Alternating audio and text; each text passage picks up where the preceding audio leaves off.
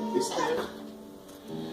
Je suis en train d'étudier le livre d'Esther et j'ai été fortement béni. J'aimerais bien que nous puissions commencer comme nous l'avons fait avec Néhémie, Néhémie chapitre 1, Néhémie chapitre 2, chapitre 3. Mais ce soir, je sens dans mon cœur que nous puissions rapidement commencer dans Esther, le chapitre 4.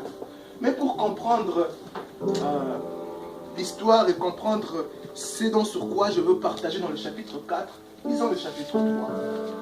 Esther, c'est dans le Nouveau Testament, juste avant l'Apocalypse. Si vous trouvez ça là-bas, attendez la fin pour la délivrance. Si vous trouvez ça là, surtout moi, les pasteurs Nico sommes ici, nous allons vous enfermer dans l'une des chambres et nous allons vous délivrer.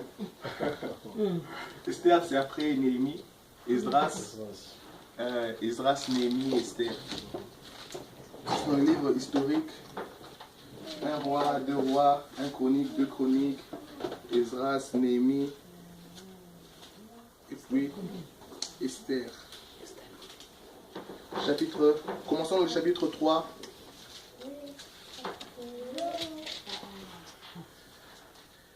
Emma, can you keep that background, please?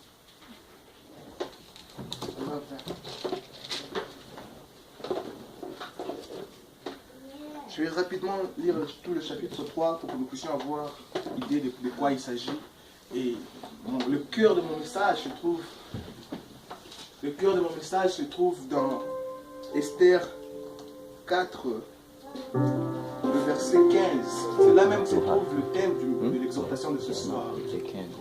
Mais je veux juste partager l'idée de toute l'histoire. En commençant dans Esther, le chapitre 3. Nous y sommes? Nous y sommes? Yes. Amen ou pas amen? Nous attendons. Alléluia. Alléluia. Alléluia. Nous allons lire. Après ces choses, le roi Assuérus fit monter au pouvoir Aman, fils d'Ammédatha, la Gigagite. Il leva en dignité et plaça son siège au-dessus de ceux de tous les chefs qui étaient auprès de lui. Tous les serviteurs du roi qui se tenaient à la porte du roi fléchissaient le genou et se prosternaient devant Aman, car tel était l'ordre du roi à son égard. Mais Mardochée ne fléchissait point le genou et ne se prosternait point. Et les serviteurs du roi qui se tenaient à la porte du roi dirent à Mardochée: pourquoi transgresses-tu l'ordre du roi?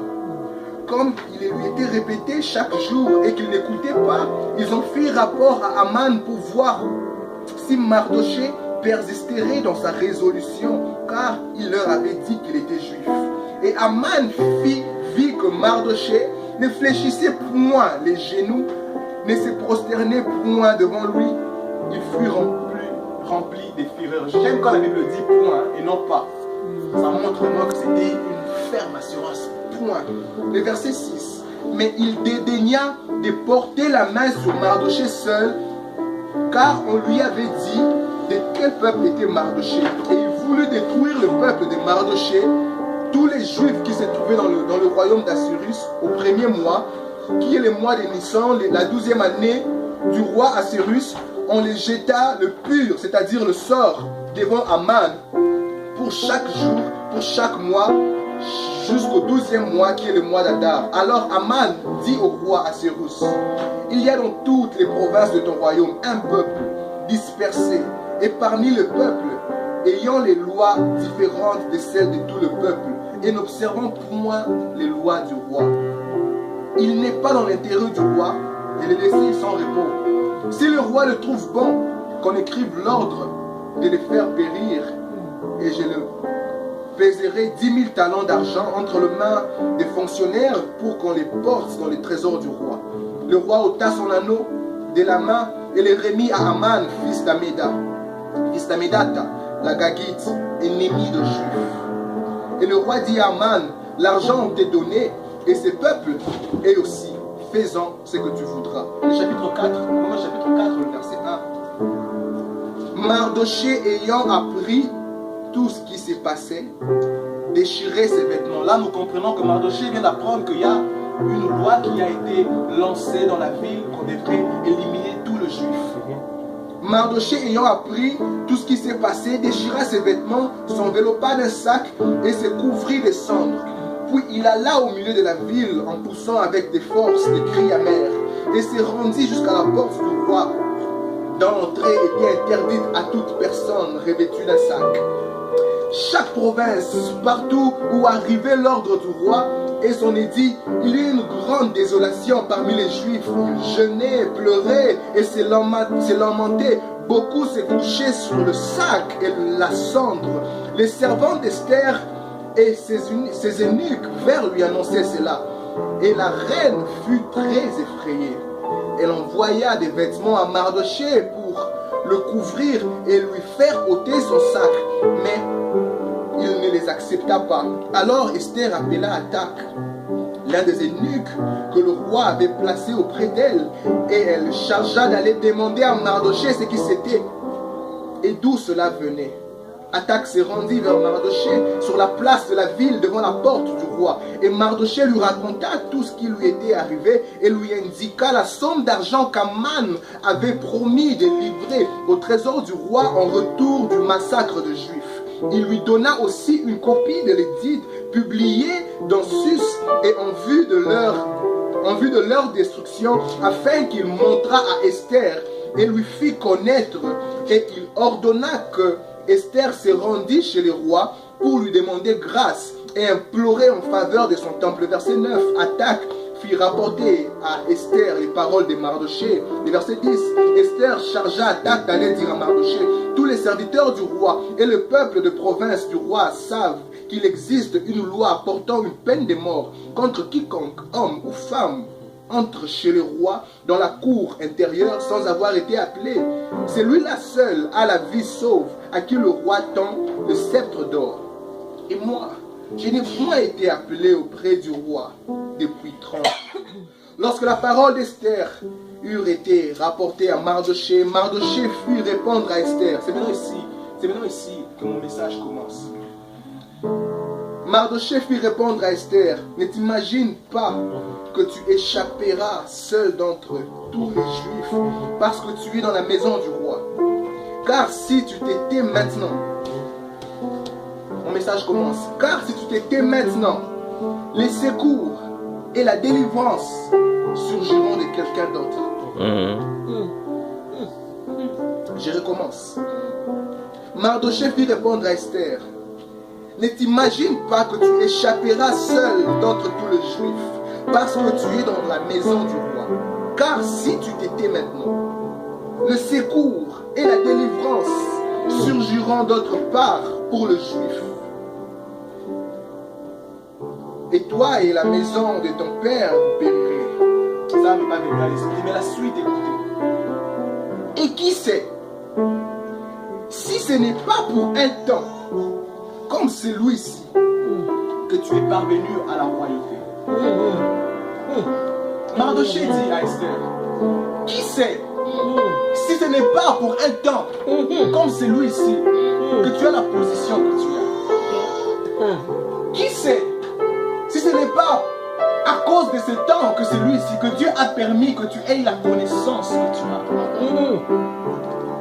Mardochée est en train de dire à Dieu, en fait, l'histoire, si vous lisez le chapitre 1, le premier verset, vous verrez que le roi avait une telle domination. La Bible dit qu'il régnait dans le chapitre 1, le roi Assyrus régnait de l'Éthiopie jusqu'en Inde.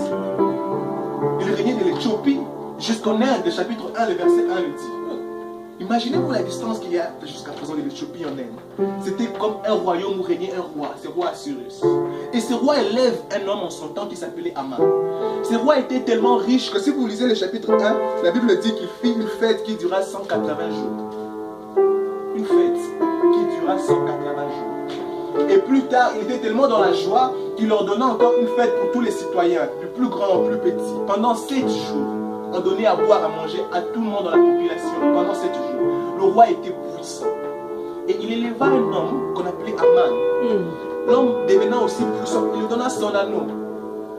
Mais le jour où le roi fêtait, il fait venir sa femme Vachi, qui était la reine.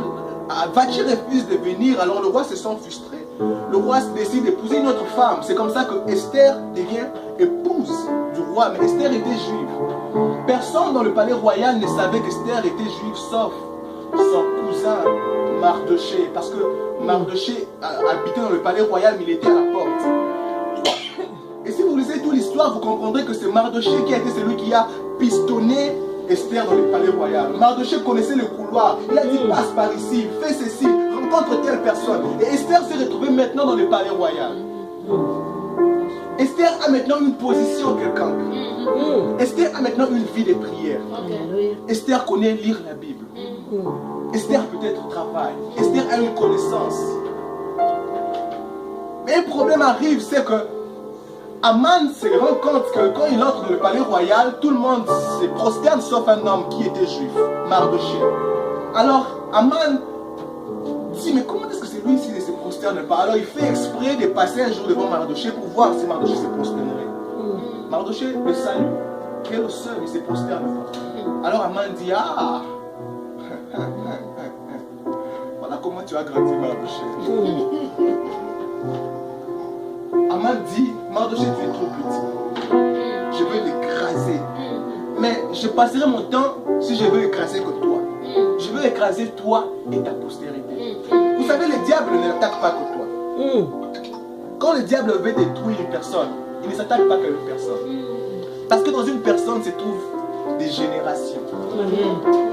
Dans Jacob, il y avait toute une nation d'Israël.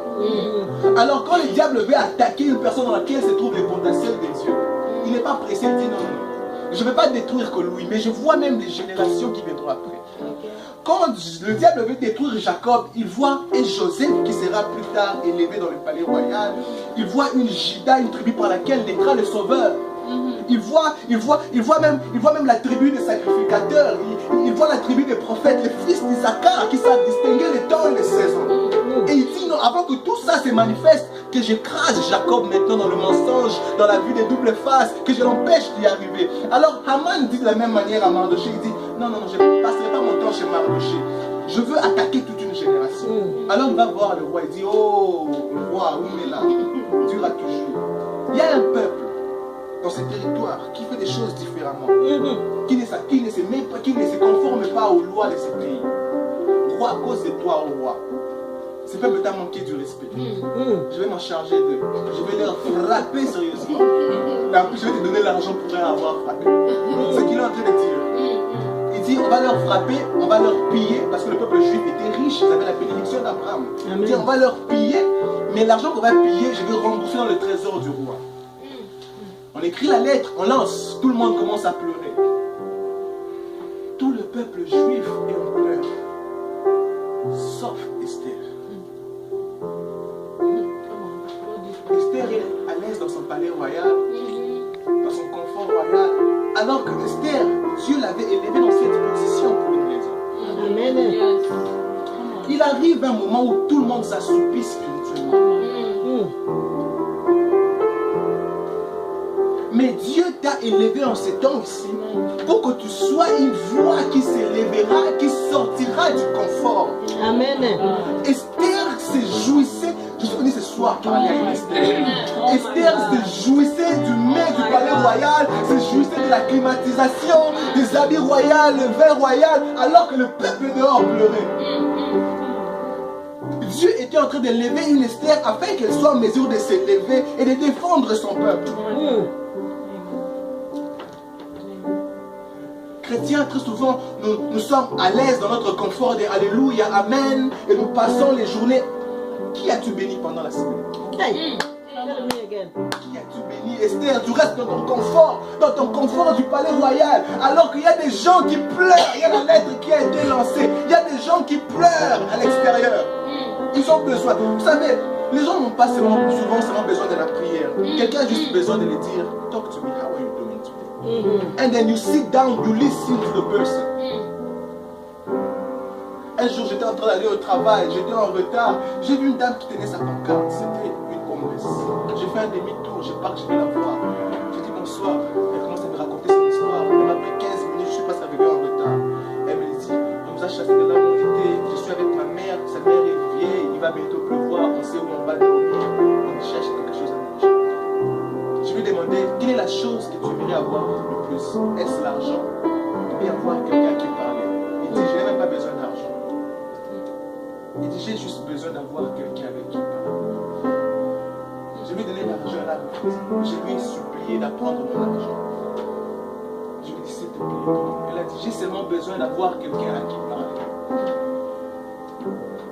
Alors que les Esther, nous sommes dans notre confort, très confortable.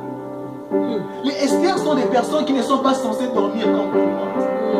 Esther, tu dors vraiment, tu dors de 20h, tu te réveilles aussi à 5h. Tu vas dans la douche, tu vas aussi au travail. Tu reviens, tu manges ton foufou, la semaine passe, ainsi de suite. Ne vous conformez pas au monde présent, mais soyez renouvelés par les renouvellements de l'intelligence. Ça n'a rien à voir avec le péché. Esther, tu dois te réveiller et prier pour la famille même la nuit. Esther, tu es censé refuser le confort. Comment? Les Esther sont devenus très confortables. Très confortables. Tous les peuples pleurent à l'extérieur. Esther, nous sommes confortables. Nous voulons nous rassembler dans des réunions de prière dans la maison de prière. Nous nous sentons bien, nous sortons. Je sens fort dans mon cœur que nous allons même commencer à faire les descentes dans les downtown. Nous payons juste la nourriture. Nous partons dans les downtown. Nous partons voir ces sans-abri là. Nous leur parlons un à un. Nous allons le faire. Nous allons le faire. Nous allons le faire. Nous allons le faire. Vous savez, il y a 3 dimensions de prière. La prière peut être créative. La prière peut créer une intimité entre toi et Dieu. Peut créer des choses qui n'existent pas. La prière peut être préventive. Mais la prière peut être aussi curative.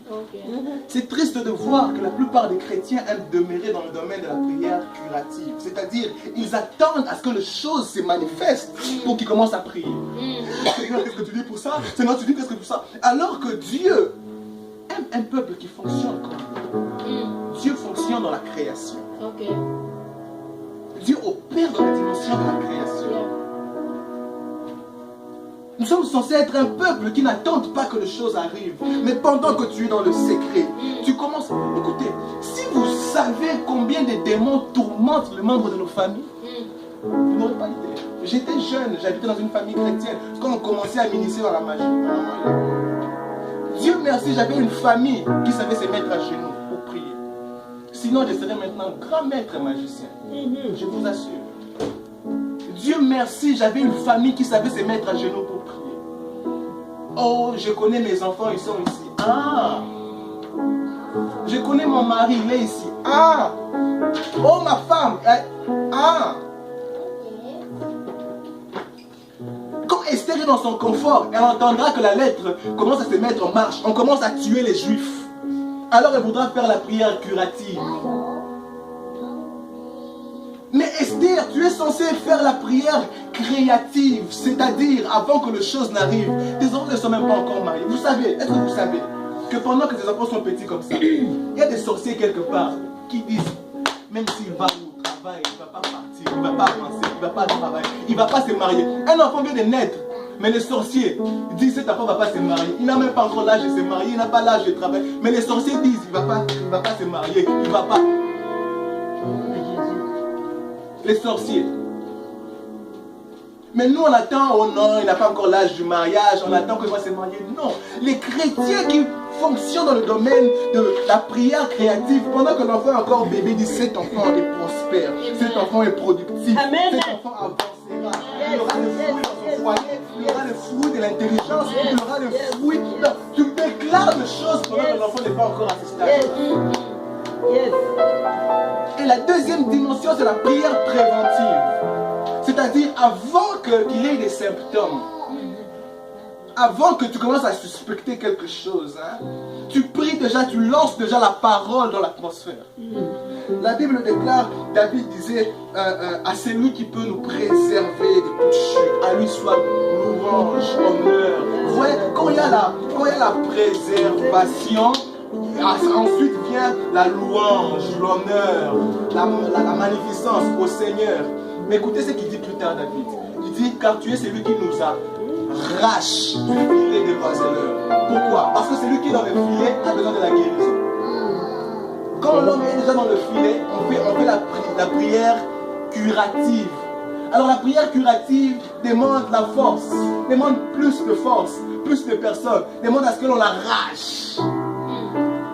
La plupart des chrétiens aiment être dans les stages où ils doivent maintenant arracher. Là, ils se sentent qu'ils ont prié. Nous Nous allons maintenant déraciner. Nous allons maintenant arracher. Pourquoi ne pas prévenir? Quelqu'un l'a dit d'une façon meilleure. Il est mieux de prévenir que de guérir. Ce soir, en rentrant à la maison, qu'une Esther sort de ce confort. Vraiment, tu as mangé depuis le 1er janvier jusqu'aujourd'hui, tu as mangé tous les jours. Vraiment, Esther, tu as mangé depuis le 1er janvier jusqu'aujourd'hui, tu manges seulement.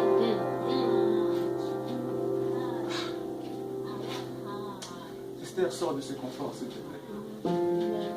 Sors. Je prie ce soir pour qu'une Esther se sente révolutionnée dans son esprit. Je vais continuer ces messages la semaine prochaine. On va s'arrêter ici. Mais le but et l'objectif pour lequel Dieu m'a envoyé ce soir, c'est de montrer combien nous nous mettons dans notre confort alors qu'il y a un besoin à l'extérieur. Nous avons la vision limitée au bout de notre nez. Parce que nous allons bien, nous pensons que tout va bien.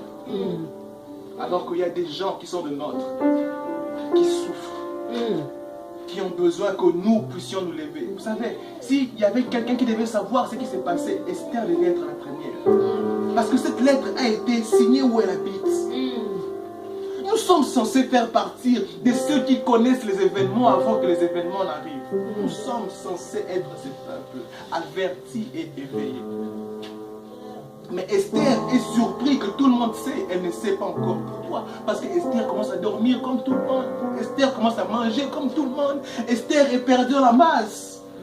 Maman aime dire au nouveau riche. Esther, s'il te plaît, arrête ça. Esther, réveille-toi, s'il te plaît. Avant que la lettre ne soit mise en marche. Esther, s'il te plaît. Commence à prier pour des choses avant même d'y arriver. Où sont ces parents qui vont se réveiller la nuit? Et tu commences à prier pour les enfants. Tu pries pour leur vie maritale. Ils ont 11 ans, ils ont 9 ans. Et tu pries pour leur vie maritale. Parce que le diable veut leur détruire avant qu'ils arrivent dans les mariages. Combien de filles mères avons-nous aux États-Unis ici? Combien de femmes seules avons-nous aux États-Unis ici? Combien de taux de divorce avons-nous aux États-Unis ici? Alors, Dieu a besoin d'un peuple qui doit se lever même la nuit. Maman, l'enfant est encore enfant, mais tu commences à déclarer, cet enfant se mariera, cet enfant habitera loin, cet enfant ira loin, cet enfant réussira dans ses affaires, cet enfant sera la tête et non la queue. Où sont aussi les enfants qui vont se réveiller la nuit pour commencer à prier pour leurs parents? Dire, celui-ci mourra rassasié de ses jours. Il verra les enfants de ses enfants. Il touchera ses petits-enfants. Il s'est sacrifié, il jouera de ses fautes. Où sont ces enfants? Où sont ces membres qui savent prier pour leur pasteur?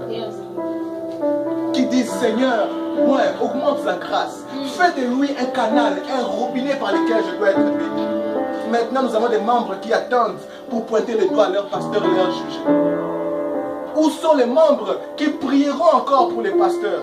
Et où sont les pasteurs qui se réveilleront la nuit pour pleurer à Dieu, prier à Dieu pour les membres? Non pas pour l'onction. Tu pries pas pour l'onction, mais tu pries pour les membres. Parce que les pasteurs peuvent jeûner et demander à Dieu l'onction, demander à ce que les membres viennent à l'église. Mais où sont les pasteurs qui vont se réveiller, prier pour les membres? Tu commences, Seigneur, je prie pour A, B, C, D. Tu pries pour chaque membre de l'église. Où sont les pasteurs qui prient pour ça? Est-ce que nous pouvons élever nos voix et dire, Seigneur, je refuse d'être une Esther assoupie dans le confort du palais royal. Je refuse d'être une Esther aveuglée dans le confort du palais royal. Non, ça je refuse. N'est-il pas que Dieu t'a élevé dans cette position, dans ces temps comme ça, dans ces temps comme ceci pour une raison? Dieu a élevé Esther. Esther, Dieu a permis à ce que tu connaisses ce que tu peux. Dieu a permis à ce que tu connaisses ce que tu sais maintenant pour une raison. S'il te plaît.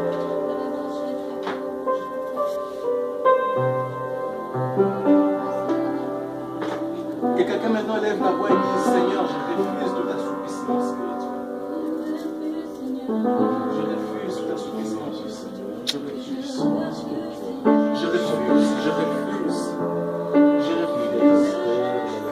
quelque chose que Dieu déteste, c'est les gens qui pensent qu'ils sont arrivés.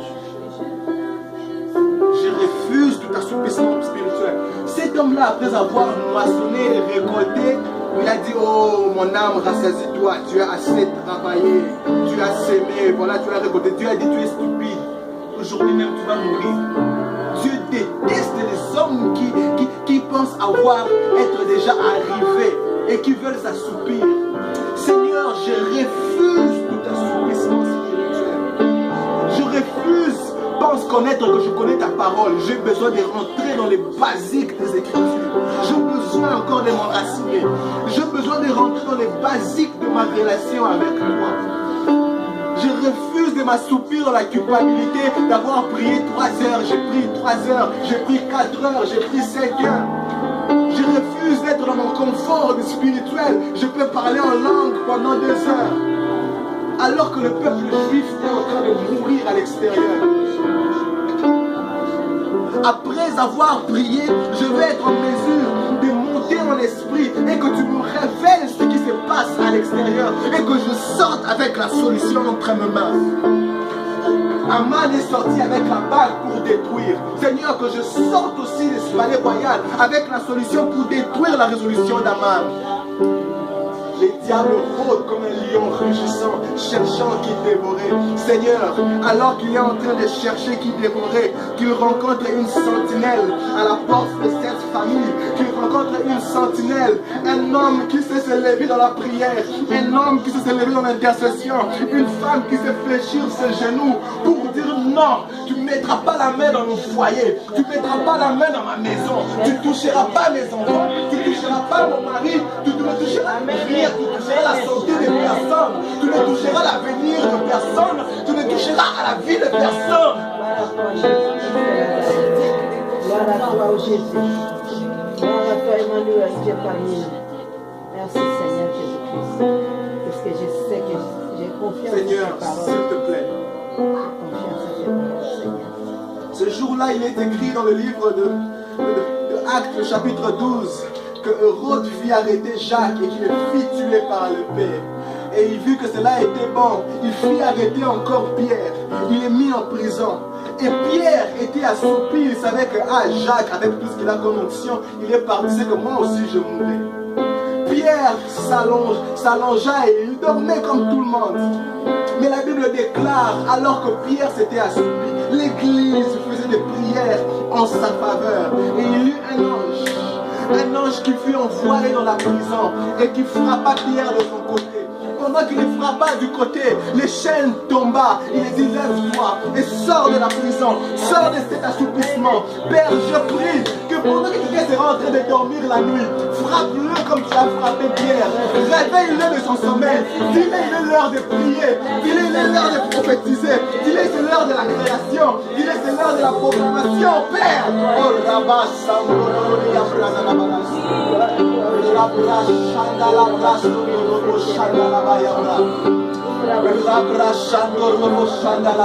que quelqu'un sorte de ce confort quotidien, que quelqu'un sorte de ce confort.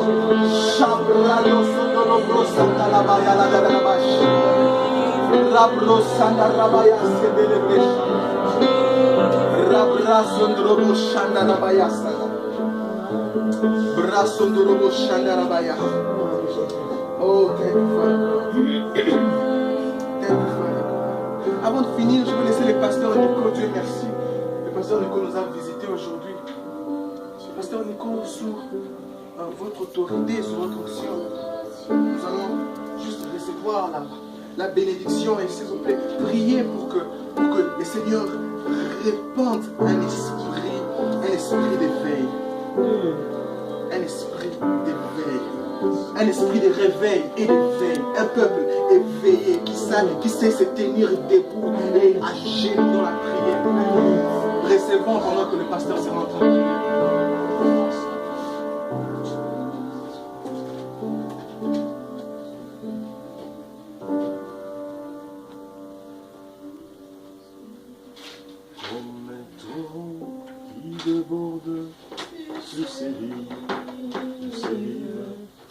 Le Saint-Esprit descendra, de la joie nous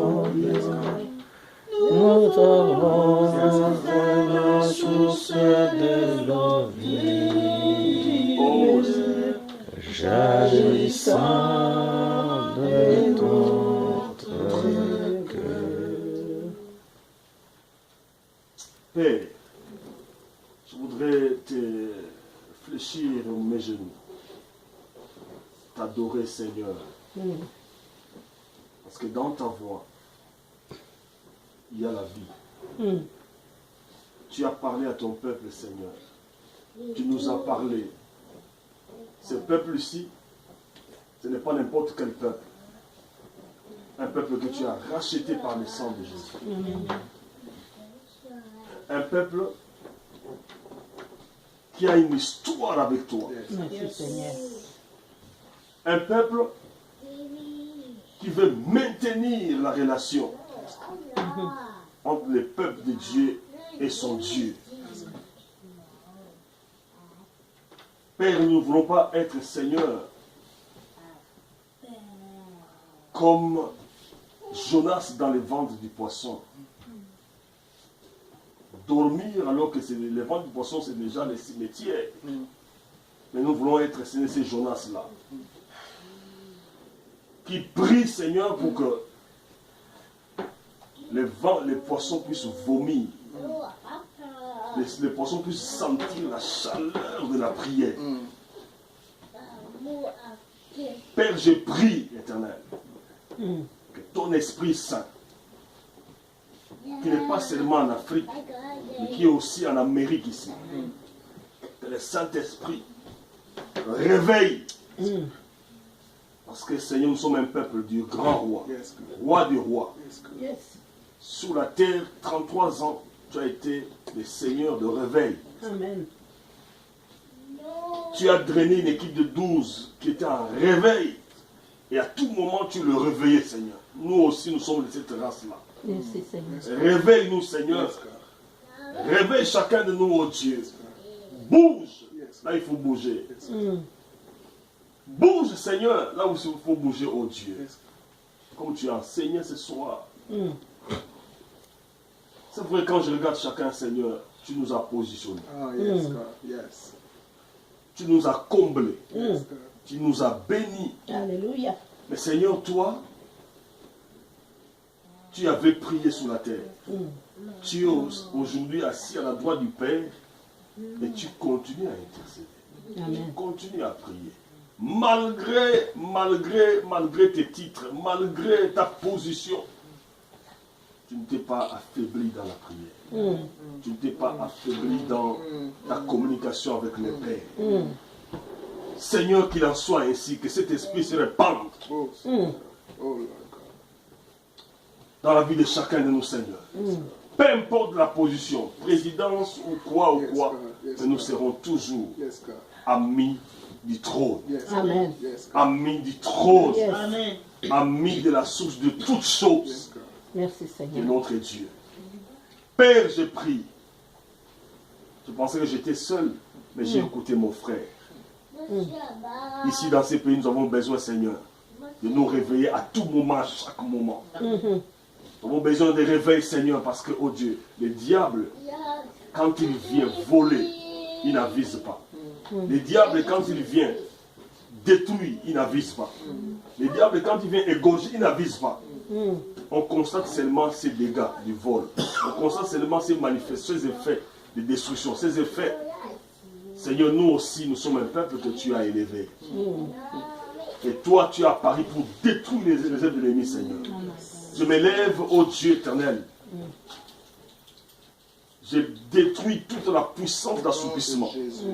Je détruis toute la puissance qui amène la lourdeur, qui amène la fatigue, qui enlève les énergies, Seigneur, spirituelles pour prier. Brise cet esprit en nom de Jésus.